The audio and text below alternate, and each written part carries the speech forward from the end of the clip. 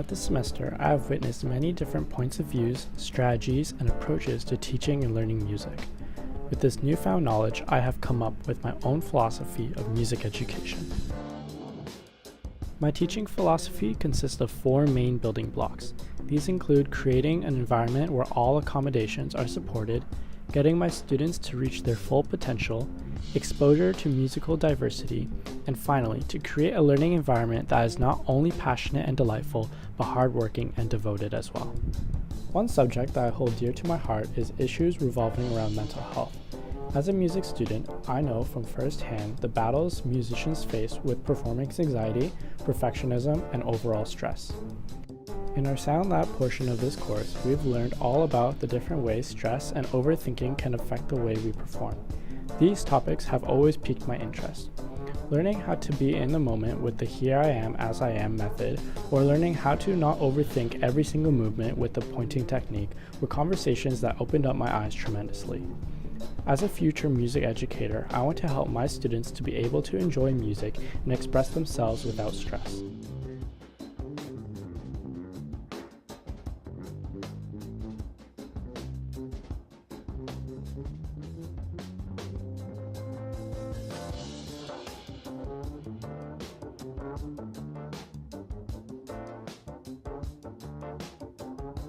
Five Reasons to Stop Saying Good Job by Cohn reminded me about the importance of one's potential. Cohn describes how simple words like good job can really affect the reasons why someone pursues with an action. Through my experience with an amazing high school director and my time here at Westerns, words really do matter and they can seriously affect a person's potential.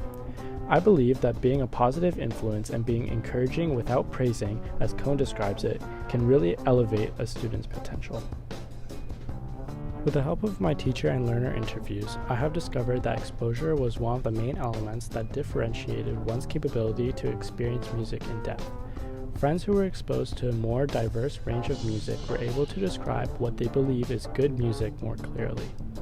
They had a more emotionally complex answer opposed to those who simply describe music as a good vibe.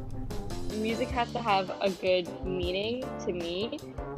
Usually if the song is about something very important, like mental health, if it has a very good meaning in terms of love, like what love means, or even just like other subjects like friendship. I've had some songs about domestic violence, about divorce, moving away, being alone. Those I find are really good songs. As a music educator, I think it would be a disservice not to expose my students to as much music as I can. For all I know, I may have a student who loves bebop jazz but never heard it in his life. I consistently listen to all sorts of music and try to find new tunes to broaden my musical diversity.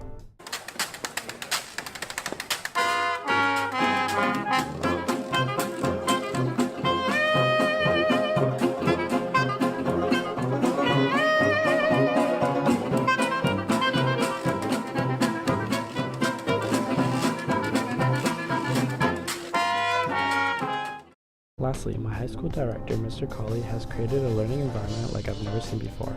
Not only was my music class as devoted as our AP Physics class, but he was also able to make our class feel delightful and stress-free.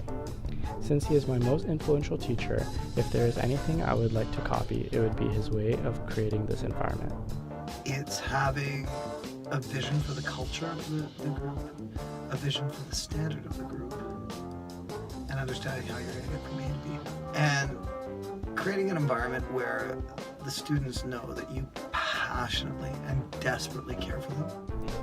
Overall, my ideal goals for teaching is to influence my students to love music as much as I do, help them rise to their full potential, and allow them to play music with minimal amount of stress and worries so that they can experience music for the beauty that it is.